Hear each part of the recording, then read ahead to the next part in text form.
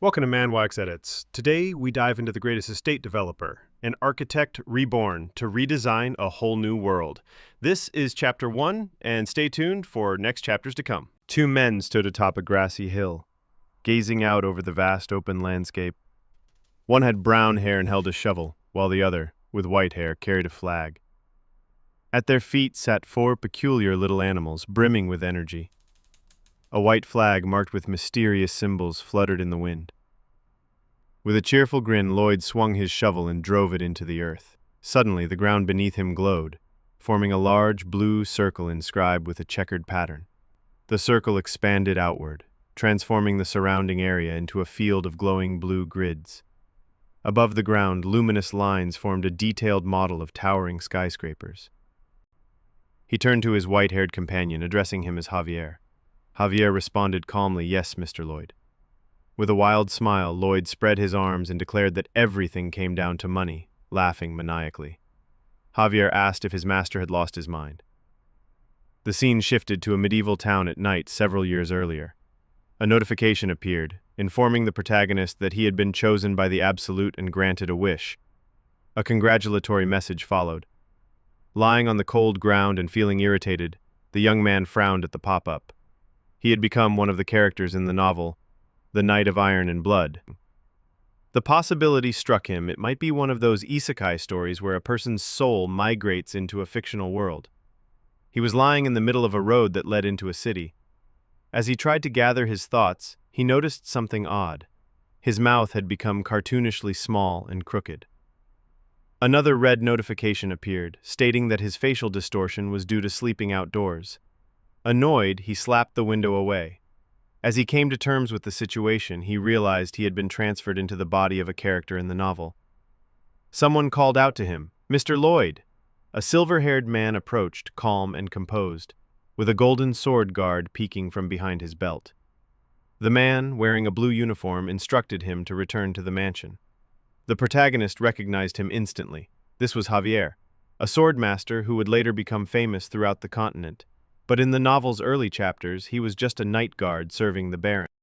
He had become the mischievous and notorious Lloyd Frontera, the Baron's troublesome son. Javier confirmed his name, and even teased him with a subtle smile. A notification noted that Javier seemed pleased. Lloyd, however, asked it to shut up. In the mansion, now lit by the soft glow of a fireplace, Javier stirred the flames and asked if Lloyd remembered how he had ended up on the road. Lloyd, wrapped in a warm blanket, listened as Javier recounted the previous night. Lloyd had been drinking since dinner, broke every dish in the tavern, became homesick, and passed out on the road. Javier added that, despite Lloyd's behavior, the Baron was concerned for his son's safety and had sent Javier to retrieve him. Lloyd noted how fearlessly Javier spoke to him.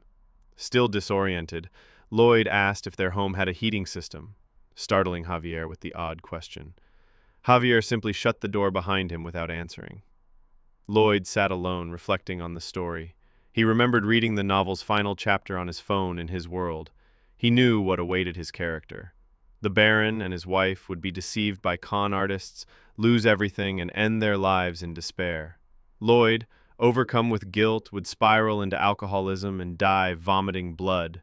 Shocked by the grim fate, Lloyd screamed in frustration. Despite being born into nobility in this world, his life felt as meaningless as it had in Korea. He appealed to the Absolute for answers, but received none. By morning, sunlight bathed the town nestled beneath the mountains. Javier walked behind Lady Marbella Frontera, Lloyd's mother, as she anxiously asked what her son had done the previous night. Disheveled, Lloyd confirmed that he had read the novel yesterday. Marbella began to ask him to apologize, but Lloyd cut her off, immediately agreeing.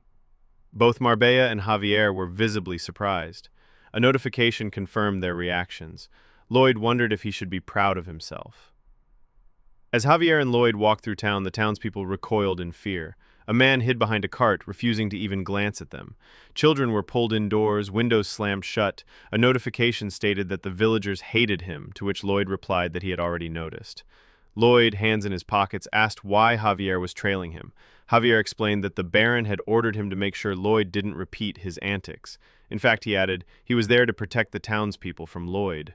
Shocked, Lloyd began to understand the depth of his past actions. He realized that, before anything else, he needed to improve his reputation if he ever wanted to survive here, even just to beg for bread. Then he mentally stopped himself and considered a better option, tackling the family's debts. He imagined a life of comfort and luxury if he could reclaim the family's fortunes. Suddenly, a system window appeared, showing Lloyd's skills, worthlessness, and drunkard. Frustrated, he tried to swat the window away. Javier, unaware of the window, watched his master with concern. Lloyd pressed on. When they reached the tavern, Javier asked if Lloyd's apology had been a lie. Lloyd denied it, flustered. He entered the tavern and apologized sincerely. Javier, surprised, watched as the bald tavern owner took a defensive stance. A notification noted the tension. The tavern owner stuttered and asked Lloyd to stop, confused by the change in his behavior. Lloyd altered his approach and bluntly apologized again. The system disapproved of the way he phrased it. Nonetheless, the innkeeper, drenched in sweat, accepted the apology with a bow.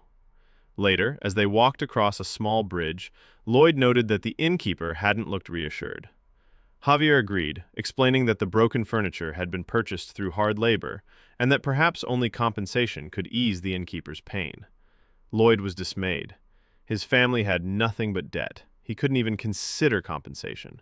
But he realized that unless he fixed their finances, he would never earn back respect. Javier added that the innkeeper's mother was in poor health. Lloyd remembered the bitter cold inside the inn and how hard it must have been to survive without a proper heating system. He stopped in his tracks, a brilliant idea dawning on him. A metaphorical light bulb lit up in his head, exploding into inspiration. He began to imagine a radiant network forming in the air, an idea taking shape. He envisioned a floor heating system that could revolutionize life in this medieval world. Lloyd remembered his time in the army, where he built homes alone. He recalled carrying bricks and working endlessly on construction sites. This, he realized, was his true skill. He would use his knowledge of engineering to save the Baron's family and change the world. He turned to Javier and declared that they were returning to the tavern to get their first order. A system notification confirmed that the hero's real journey had begun. The reputation system had activated. For now, his reputation stood at 0. Lloyd stared at the glowing interface before him, ready to begin anew.